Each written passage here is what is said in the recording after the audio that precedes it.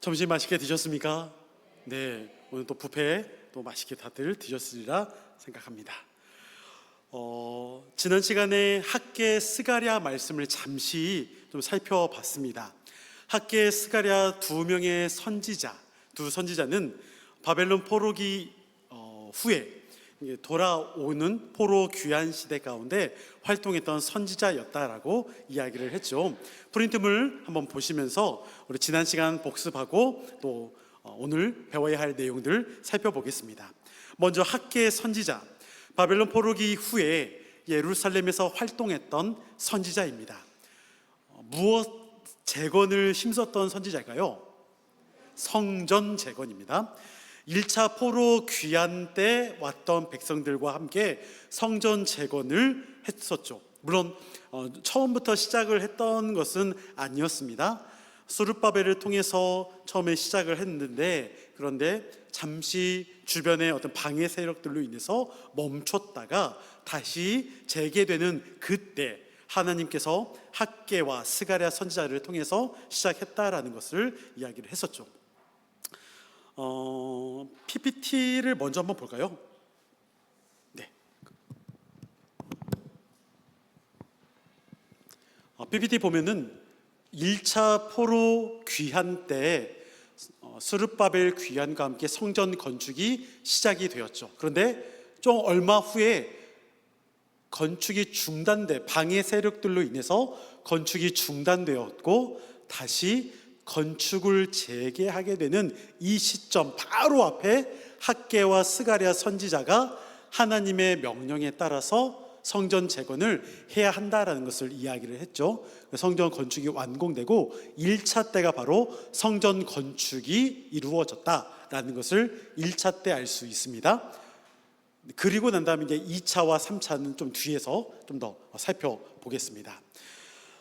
두 번째 스가랴입니다. 스가랴는 학개와 동시대 사람으로 그 역시 성전 재건을 주장했죠. 그는 여러 이상과 환상을 봄으로써 하나님의 말씀을 전하며 미래를 보여줍니다. 특히 메시아를 기대하게 하지만 그 메시아가 세상적 왕과 같은 권력과 권위, 힘을 지닌 메시아로서 기대하는 것이 아니라고 했습니다. 그래서 지난 시간에 스가랴 가운데서 어떤 우리가 잘 알고 있는 고난을 받고 또 찔림을 당하는 또 그 어린 나귀를 타는 그러한 내용들이 예언되어 있는 그 말씀이 바로 스가랴서의 말씀이었죠. 그래서 세상적 왕과 같은 어떤 권력과 힘이 아니라 오히려 겸손하고 고난과 역경 또한 화평을 이루고 낮아짐의 모습으로 오시는 그 메시아를 예고하는 것이 바로 스가랴서의 말씀이다라는 것을 이야기했습니다. 지난 시간 기억이 좀 이렇게 쏙쏙 생각납니까? 네. 하여튼 계속 무한 반복이니까 또 반복을 하도록 하겠습니다. 자, 이제 2차 포로 귀환과 3차 포로 귀환을 오늘 또 보게 될 텐데, 또 마이크를 빼야겠는데, PPT 아까 그 구조 한 번만 더 보여주실까요? 이제 2차와 3차 포로 귀환입니다. 근데 1차부터 2차까지의 이 시간적 간격이 꽤 길죠. 거의 약 80년의 시간의 어떤 그런 시간입니다. 그리고 이 안에 우리가 또 잘 알고 있는 그 에스더서의 내용이 이 1차와 2차 사이에 들어가 있다라는 거. 2차 포로 귀환 가운데는 에스라서의 말씀, 에스라 7장부터 10장까지의 내용이고요. 3차 귀환 때는 느헤미야서의 말씀이 3차 포로 귀환에 대해서 소개하고 있습니다. 자, 2차 귀환 때의 중심은 누구 중심일까요? 에스라. 그리고 3차는 느헤미야. 근데 재밌는 것은 1차 포로 귀환 때는 에스라가 있었을까요? 없었을까요?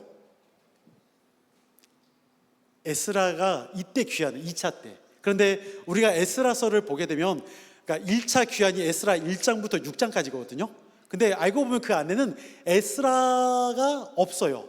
그냥 1차 포로 귀환을 일반적으로 우리가 생각할 때 에스라가 기록했을 것이다라고 그냥 하고서 이제 그렇게 알고 있는 것 뿐이지 실제로 여기서 보면 에스라 1장부터 6장까지의 내용이 1차인데 에스라는 실제로 이때 2차 때 귀환합니다.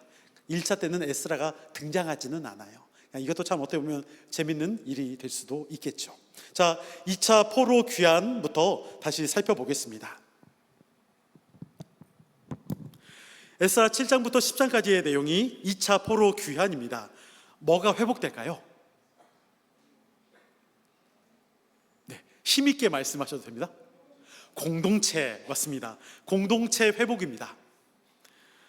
첫 번째 에스라의 귀환이죠. 에스라는 자신을 누구의 16대 손일까요?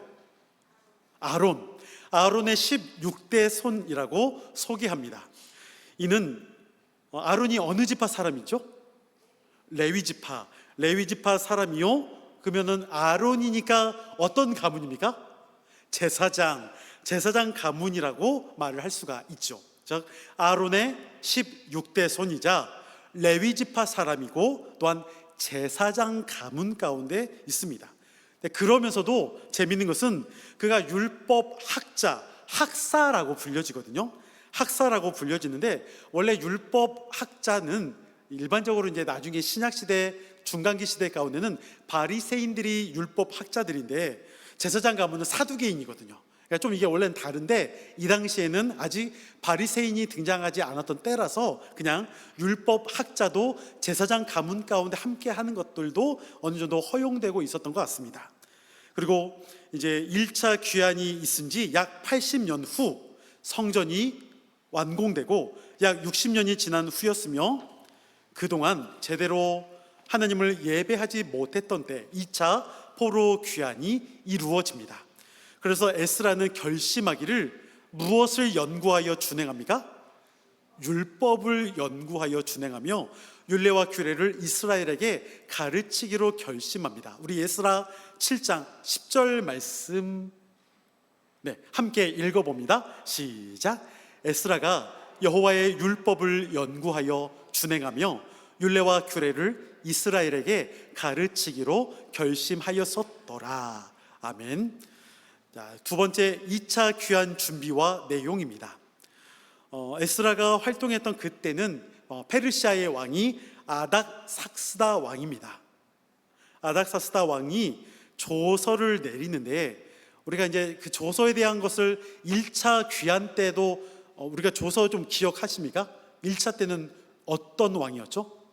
고레스 왕. 그렇죠. 2차 때는 아닥사스다 왕의 조서가 발견이 됩니다.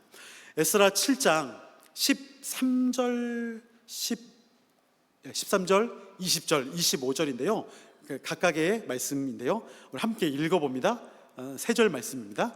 시작. 조서를 내리노니 우리나라에 있는 이스라엘 백성과 그들 제사장들과 레위 사람들 중에 예루살렘으로 올라갈 뜻이 있는 자는 누구든지 너와 함께 갈지어다. 20절입니다.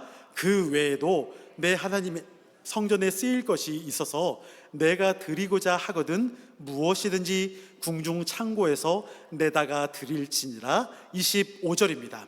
에스라여, 너는 내 손에 있는 내 하나님의 지혜를 따라 내 하나님의 율법을 아는 자를 법관과 재판관을 삼아 강 건너편 모든 백성을 재판하게 하고 그중 알지 못하는 자는 너희가 가르치라. 아멘. 그러니까 2차 포로 귀환에서 함께 돌아오는 사람들이 일반 백성들도 있기는 있지만 좀 더 중점적인 사람들이 어떤 사람들이냐면 앞에 우리가 13절 가운데 제사장들과 레위 사람들, 그러니까 이러한 사람들이 오히려 중심이 되었습니다. 근데 제사장들과 레위 사람들이 하는 역할이 뭐겠어요? 제사에 대한 부분을, 그리고 율법과 관련된 하나님의 말씀을 가르치고 또한 그것을 또한 오늘 권사님이 또 기도 가운데 말씀하셨지만 순종할 수 있도록, 지켜갈 수 있도록 그 역할을 감당하는 교사의 역할이 바로 제사장과 어떤 레위 사람들이 해야 했던 역할이죠. 그래서 그들이 옴으로 인해서 공동체가 또 하나님의 말씀 안에서 단단해지고 회복되어 갈 수 있는 어떤 공동체 회복을 이루어가는 일을 이들이 했다라는 것입니다. 그러면 오늘 이제 그 내용을 제가 읽어보겠습니다. 첫 번째 아닥사스다 왕의 조서입니다. 에스라가 오면서 왕이 내린 조서를 받아왔는데 그 조서에서는 누구든지 데려가도 좋다는 허락이 있습니다.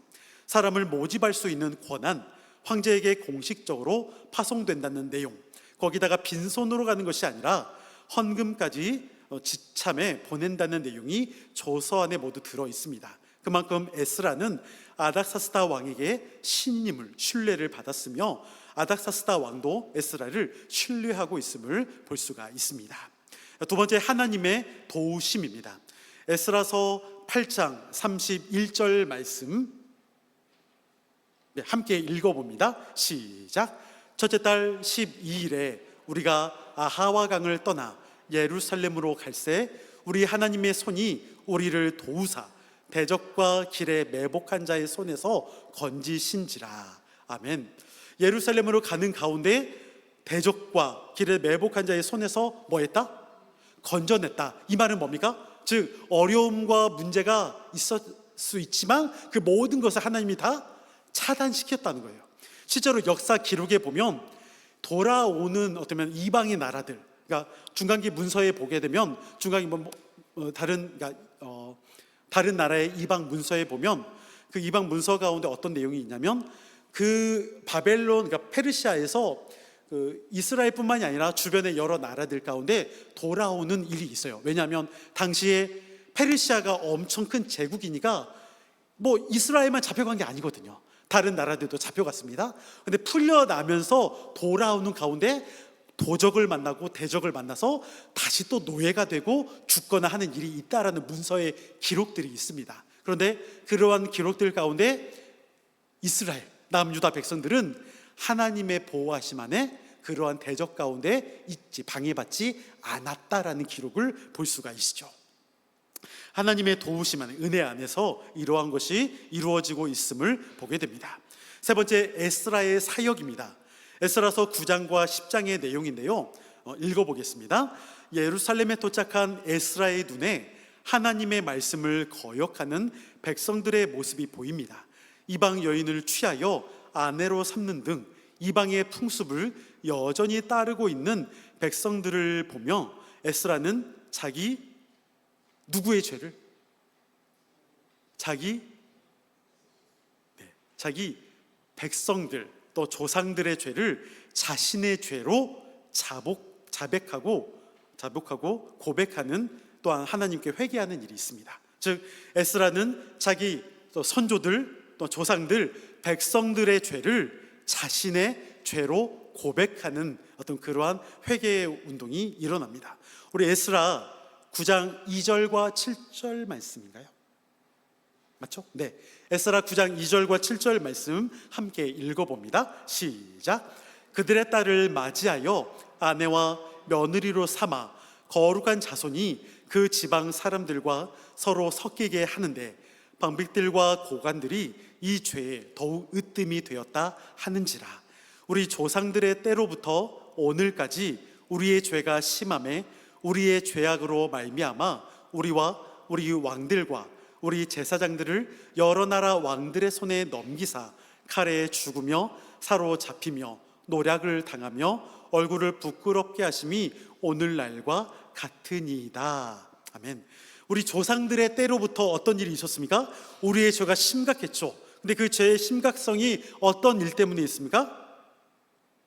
우리 왕들과 우리 제사장들과 그 앞에 선조들 가운데 이미 그들에게도 죄악 가운데 있었던 일이 하나님의 말씀과 율법을 어기고 하나님의 뜻 가운데 있지 못했어요. 또한 이방의 신들을 섬기는 일이 있었어요. 근데 그것이 그대로 2절 가운데 그들의 딸을 맞이하여 아내와 며느리로 삼아 거룩한 자손이 계속 섞여 살게 되는 죄악의 일이 있었다라고 이야기합니다. 근데 여러분, 성경에서 이방의 사람들을 단지 만나는 것을 거부하는 건 아니에요. 문제가 뭐다? 제가 전에도 한번 이야기했었는데 이방의 사람들을 만나서 결국 어떻게 변화되냐면 이방의 신들을 섬기게 되는 게 그게 문제예요. 이방의 여인들과 만나고 하는 거, 그것이 큰 죄악의 모습 아니 뭐 그것은 그냥 조금 더 넘어갈 수는 있어요. 왜냐하면 실제로 이방 여인들과의 만남이 통혼이 가능도 했어요. 우리가 잘 아는 것처럼 뭐 룻기, 또한 뭐 유다의 며느리 다말, 그러니까 어떻게 보면 뭔가 그러한 내용들도 섞여 있어요. 그러니까 그런, 물론 그게 보편화될 수는 없지만 그럼에도 그것을 허용하는 내용들은 분명히 있습니다. 다윗의 아내 밧세바, 뭐 우리아의 아내, 그죠? 우리아의 아내 밧세바죠. 그러니까 헷 사람이니까 헷 여인이거든요. 제가 죄송합니다. 잘못 말했습니다. 우리아의 아내 밧세바, 헷 사람이어서 헷 여인입니다. 그렇게 어떻게 보면은 이방의 여인들도 속해 있어요. 근데 문제는 뭐냐면 솔로몬 때의 가장 큰 죄악이었죠. 이방의 여인들을 받아들이면서 이방의 여인들이 믿고 있는 이방의 신을 그대로 받고, 또한 그 안에, 궁정 안에 하나님의 전이 있음에도 불구하고, 물론 성전은 아니지만 하나님 앞에 제사 드리는 곳이 있음에도 불구하고 솔로몬 가운데는 이방의 신전 가운데 함께 동등한 위치 가운데 세워놔요. 그래서 문제가 돼요. 그러니까 여기서도 마찬가지로 이방의 딸 맞이하여 아내와 며느리를 삼는 일이 있으니까 또 그 가운데서 하나님을 신뢰하는 것이 아니라, 예배하는 것이 아니라 섞여져요. 혼합 종교가 또 있게 됩니다. 문제가 되죠, 그것이. 그러니까 그러한 일들 때문에 이방의 사람들을 만나지 말라고 이야기를 하는 것입니다. 물론 지금의 우리 교회에도, 또한 여러분들의 가정 안에도 안 믿는 사람들과의 결혼이 있을 수도 있어요. 이왕이면은 믿는 사람과의 만남을 이야기하죠. 그것이 첫 번째 원칙은 분명한 사실입니다. 그런데 안 믿는 사람들과의 결혼이나 이러한 부분들도 있을 수 있다고는 생각은 해요. 그렇지만 저는 그것이 무조건적으로 허용된다는 의미가 아니라, 결혼이라는 풍습에 우리가 함께 예식 전에 충분하게 그것에 대해서 함께 고민하고 예수를 믿을 수 있도록 우리가 그러한 역할을 담당함으로 인해서 세례를 받고, 또 하면 교회 안에 구성원으로서의 역할을 해야 하는 것, 그것이 우리에게 먼저 선행이 되어야 할 일이지 않을까. 그러한 과정 가운데서 우리가 함께 받아들임이 또한 더욱 중요하게 생각이 될 것 같습니다. 근데 실제로 약속은 다 하잖아요. 분명하게 결혼만 허락해 주시면 교회 다닙니다. 근데 그렇게 하고서, 약속하고서 실제로 오시는 분들이 많이 없어요. 물론 있는 분들도 있겠지만, 그러니까 그만큼 그것이 결코 쉽지 않은 일입니다. 그렇기 때문에 우리가 결혼이라는 예식에 앞서서 함께 믿는 자들 가운데 함께 예식을 통해 결혼이라는 언약이 정말 예수 그리스도 안에서 축복된 그런 약속 안에서 함께 이루어지도록 하는 것, 그것이 우리가 해야 할 언약된 축복의 예식이라는 것이죠. 그것을 좀 우리가 함께 준비해 가면 좋겠습니다. 네. 제가 계속 3번 이 내용 이어가겠습니다. 하나님의 성전 앞에 엎드려 울며 기도하여 죄를 자복할 때에 많은 백성이 그 앞에 나와 함께 통곡합니다. 아까 9장에서 이방 여인들을 만나고 아마 그런 이야기를 쭉 이게 하게 되니까 결국 에스라 10장 1절 말씀 함께 볼까요? 10장 1절 가운데 어떻게 말하는지 우리 함께 읽어봅니다. 시작. 에스라가 하나님의 성전 앞에 엎드려 울며 기도하여 죄를 자복할 때에 많은 백성이 크게 통곡하며 이스라엘 중에서 백성의 남녀와 어린 아이의 큰 무리가 그 앞에 모인지라. 아멘. 에스라가 그것에 대해서 이야기를 했을 때 많은 백성들이 함께 통곡했어요. 분명히 우리가 잘못 살았구나, 죄를 범했구나, 이렇게 살아서는 안 되는구나, 서로 간에 그것을 대해서 죄를 깨닫고 통곡하는 모습을 볼 수가 있습니다. 계속 읽어보겠습니다. 에스라가 회중을 향해 어찌하여 이방 여인과 혼인하여 하나님을 버렸는지를 꾸짖고 끊어버리라 했을 때 백성들이 이를 받아들이며 동의합니다. 우리 에스라서 10장 10절부터 12절까지의 말씀인데요. 잠깐만, 이게 제가 안 넣어놓은 것 같기도 하고. 안 넣어놨죠? 네, 안 넣어놓은 것 같습니다. 제가 빼먹었네요. 네, 죄송합니다. 에스라 10장 10절부터 12절까지의 내용에 보면 이방 여인과 혼인하여 하나님을 버렸느냐, 너희가 그것을 다 이제 끊어라, 이제 그런 이야기를 했을 때 백성들이 받아들이고 우리 알겠다, 우리가 그렇게 하겠다, 서로 동의하는 내용을 볼 수가 있습니다. 그리고 하나님의 말씀을 따라 살기로 언약하며 무너진 백성들의 영적 재건이 중요한 것임을 깨닫고, 영적 재건이 중요한 것임을 깨닫고 율법을 통한, 말씀을 통한 영적 각성 운동이 전개됩니다. 그리고 시편 119편을 에스라가 저작했다라고 일반적으로 설명하고 있는데요, 얼마나 말씀을 읽고 묵상하며 연구했는지 우리가 그 시편 119편을 통해 알 수 있습니다. 여러분, 시편 119편이 어떤 시인지 아시죠? 가장 긴 시. 그만큼 에스라가 말할 내용이 너무 많은 거예요. 하나님의 말씀에 대해서 백성들 가운데 이야기하고 싶은 것, 정말 그 하나님의 말씀이 얼마나 중요하고 그 말씀에 대해서 너희가 기억해야 한다라는 것을 말하고 싶은 그 내용이 주구주구 있다라는 사실을 우리가 기억하면 좋겠습니다. 그 밑에 우리 한 구절만 시편 119편 105절 말씀을 함께 읽어보면 좋겠습니다. 주의 말씀은 내 발의 등이요 내 길의 빛이니이다. 아멘. 아까 우리 권사님이 기도하셨는데요, 맞죠 권사님? 네, 사전에 유출된 거 절대 아닙니다. 네, 짠 것도 절대 아닙니다. 감사합니다. 네, 주의 말씀은 내 발의 등이요 내 길의 빛이다. 그 하나님의 말씀에 대해서 에스라가 어떻게 생각하고 있다라는 것을 단적으로 보여주는 복된 말씀이지 않을까 싶습니다. 자, 이제 3차 귀환인데요, 3차 귀환 느헤미야를 보기 전에 잠깐만 좀 이렇게 또 다시 한번 기지개를 펴고 또 함께 몸을 움직이며, 달달한 거 혹시나 갖고 계신 분들은 하나씩 드시면서, 사탕이 없어요? 혹시 사모님 제자리에 혹시 사탕 있지 않을까요? 네, 혹시나 안 받으신 분들, 뒤에 있어요? 뒤에 있답니다. 네, 뒤에 저기 우리 정영근 안수지사님이 가지고 계시는데, 안수지사님이 다 가져가신 건 아니고요, 갖고만 계십니다. 저기서 사탕 하나씩 또 받아가셔서 드시면서 당 보충을 하면 좋겠습니다.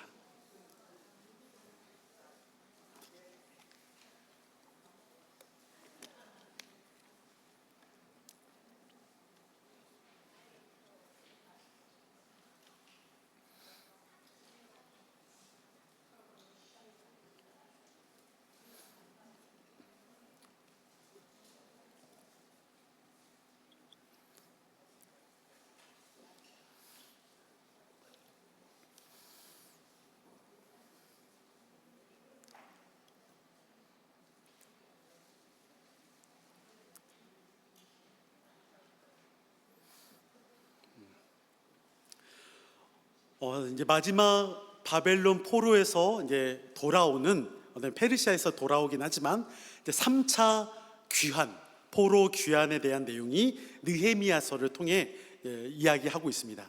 느헤미야서는 총 13장에 걸쳐 있습니다.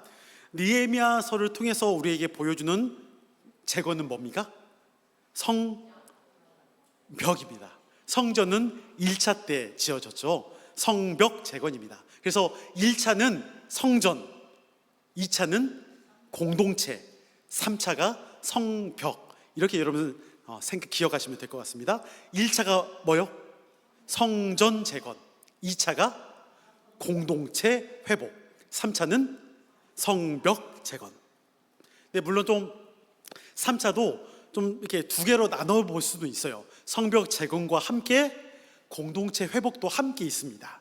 근데 그것은 그냥 같이 그냥 묶어서 이야기를 하기도 하지만, 엄밀하게 말하면 3차를 좀 더 두 개로 분류도 해볼 수가 있습니다. 자, 첫 번째 느헤미야의 귀환입니다. 느헤미야의 귀환. 발음이 안 되네요. 느헤미야의 귀환. 느헤미야는 나훔 그리고 야훼라는 두 가지의 단어의 합성어입니다.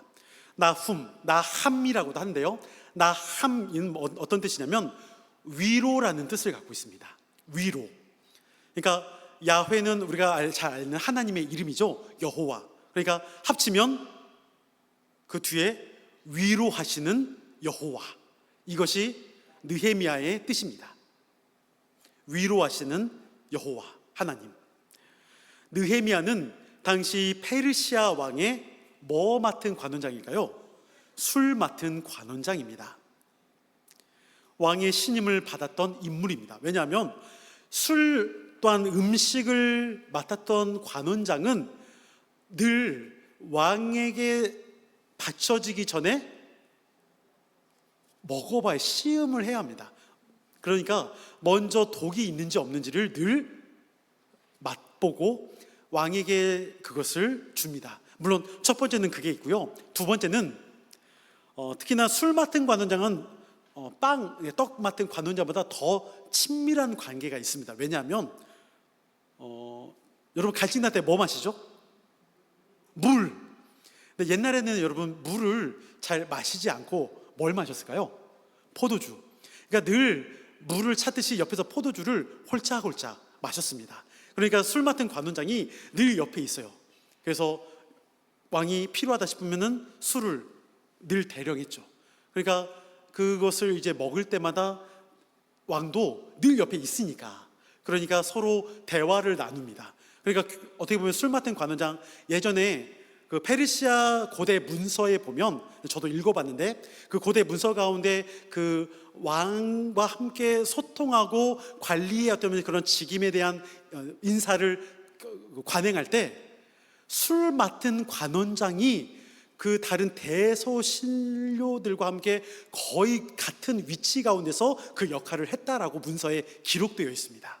그러니까 얼마나 술 맡은 관원장이 왕의 신뢰와 신임을 받았는지를 알 수 있는 부분이죠. 그렇게 왕의 신임을 받았던 인물입니다. 느헤미야는 여전히 성벽이 무너져 있고 큰 어려움을 겪는 백성들의 소식을 듣게 되자 왕 앞에 나아갑니다. 그리고 예루살렘에 귀환할 수 있도록 왕에게 간절히 고하는 내용이 느헤미야 2장 3절부터 5절까지 있는데요. PPT 있죠? 있을 텐데. 네, 있습니다. 네, 우리 함께 3절부터 5절까지 내용 읽어보겠습니다. 시작. 왕께 대답하되 왕은 만세수를 하옵소서. 내 조상들의 묘실이 있는 성읍이 이제까지 황폐하고 성문이 불탔사오니 내가 어찌 얼굴에 수심이 없사오리까 하니, 왕이 내게 이르시되 그러면 내가 무엇을 원하느냐 하시기로 내가 곧 하늘의 하나님께 묵도하고 왕에게 아뢰되 왕이 만일 좋게 여기시고 종이 왕의 목전에서 은혜를 얻었사오면 나를 유다 땅 나의 조상들의 묘실이 있는 성읍에 보내어 그 성을 건축하게 하옵소서 하였는데. 아멘. 한마디로 뭘 말합니까? 나 고향으로 보내줘, 그 얘기예요. 고향으로 나 가고 싶어요. 네, 그 이야기를 하고 있습니다. 이에 왕이 허락하고 다시 돌아올 것을 권유하는 내용이 뒤에 또한 있습니다. 4장부터 6장까지, 느헤미야 4장부터 6장까지는 성벽 재건의 어려움과 완공에 대해서 이야기하고 있습니다. 제가 읽어보겠습니다. 느헤미야와 함께 예루살렘으로 돌아온 백성들은 무슨 재건? 성벽 재건을 시작했지만 또 얼마 안 가 주변 나라들의 비웃음 속에서 공사를 방해받기 시작합니다. 어떤 것이 있는지 우리 느헤미야서 4장 1절부터 3절까지일까요? 네, 우리 함께 읽어봅니다. 시작. 산발랏이 우리가 성을 건축한다 함을 듣고 크게 분노하여 유다 사람들을 비웃으며 자기 형제들과 사마리아 군대 앞에서 일러 말하되 이 미약한 유다 사람들이 하는 일이 무엇인가? 스스로 견고하게 하려는가? 제사를 드리려는가? 하루의 일을 마치려는가? 불탄 돌을 흙 무더기에서 다시 일으키려는가 하고, 암몬 사람 도비아는 곁에 있다가 이르되 그들이 건축하는 돌 성벽은 여우가 올라가도 곧 무너지리라 하더라. 아멘. 거짓으로 고하게 되죠. 제가 읽어보겠습니다. 너희가 쌓아 올린 성벽에 여우만 올라가도 무너지겠다고 조롱하며 협박장을 보내요. 회방하지만 그럼에도 느헤미야는 묵묵히 진행해 갑니다. 그러니까 거짓으로 왕에게 이야기를 하는 거죠. 지금 이들이 뭔가 성벽을 건축하고 있는 이것이 실제로는 단단한 어떤 그런 방어벽으로서 역할을 하는 것도 아니요. 잘못된 어떤 일이 있으니까 무너지고 또 무너지고 계속해서 기압만 늘려가면서 잘못된 일을 하고 있다. 그런 이야기를 자꾸 해요. 모함과 또한 불분명한 또한 사실에 대해서도 계속 이야기합니다. 이것이 또 얼마나 좀 방해를 하고 있는 잘못된 것인지 보게 됩니다. 근데 저는 이러한 모습을 보게 될 때 때로는 기업들의 광고도 우리 주변에서 이러한 일이 참 많이 있을 때가 있음을 보게 됩니다. 지금은 좀 어떨지 잘 모르겠어요. 기업들도 때로는 자신들의 어떤 기업 광고를 하게 될 때 더 우수한 점을 이야기를 하면 좋은데 더 우수한 점을 이야기하기보다 좀 서로 비교하듯이 저쪽보다는 우리가 좀 더 싸다거나 아니면은 좀 더 어떤 부분이 우리는 하자가 없다는 그런 이야기를 할 때가 있습니다. 예전에 여러분 제가 충격받았던 광고 중에 하나가 뭐였냐면 이걸 말하면 안 되는 것 같은데 그냥 어떤 음료 광고예요. 음료 광고인데 말하면 아마 여러분 대충 아실 거예요. 어떤 모 두 개 기업이 서로 경쟁이 있었어요. 그런데 음료수 광고인데 어떤 한 그 광고 안에 상대편 음료를 자기네 음료 광고를 찍으면서 밟고 올라가서 자판기를 눌렀나? 아이들이 약간 이런 광고였어요. 혹시 여러분 기억이 나실지 모르겠지만 근데 누가 보더라도 그 음료 광고를 통해서 밑에 깔린 음료는 어느 기업이고 위에 이제 자판기를 통해서 딸깍 했을 때 나오는 것은 어느 기업의 음료가 나오니까 그런 광고의 모습들이 있었거든요. 혹시 여러분 기억나십니까? 잘 기억이 안 납니까? 또 다른 광고. 이것도 똑같은 그거예요. 똑같은 데서 만들었는데 여러분 혹시 축구 선수 베컴이라고 아십니까? 잘 모릅니까, 베컴? 하여튼 좀 잘생기고 좀 이렇게 축구도 아주 잘했던 축구 선수가 있습니다. 근데 그 선수가 이제 광고예요. 광고에서 이제 아마 경기 한 중반부인가 아마 됐던 것 같아요. 이제 교체를 하고 들어왔는데 땀을 흠뻑 흘렸죠. 그러니까 어떤 꼬마가 이제 사인을 좀 이렇게 받기를 원했나 아마 그랬을 거예요. 근데 베컴이 그때 입고 있던 옷이 어떤 색깔이었거든요. 근데 그 색깔을 이제 그 선수가 이제 보통 선수들이 유니폼을 이렇게 벗어주는 경우가 있잖아요. 이렇게 벗어줘서 이 친구에게 이렇게 건네주고 있는데 이 꼬마 아이가 아마 그것을 거부했던가 아마 그랬을 거예요. 거부하면서 원했던 바가 그게 아니라 자기는 다른 걸 원한다. 근데 그 어떤 기업의 광고 역시도 마찬가지로 그 음료수 관련된 어떤 것은 별로 중요하게 이것은 내가 생각하지 않고 나는 이것만 원해 라는 어떤 그런 메시지가 담겨있던 광고였습니다. 그러니까 제가 말씀드리는 건 뭐냐면 기업의 광고도 때로는 자신의 이익을 위해서 그렇게 무엇인가 다른 것에 대해서 비난하고 비판하고 안 좋게 말함으로 인해서 자신의 것을 좀 더 좋게 포장해서 말하려는 내용들이 있거든요. 그런데 때로는 그러한 것이 우리 사람들에게도 있어요. 누군가에게 나라는 사람을 좀 더 괜찮게 말하기 위해서는 어떤 방법이 제일 좋을까요?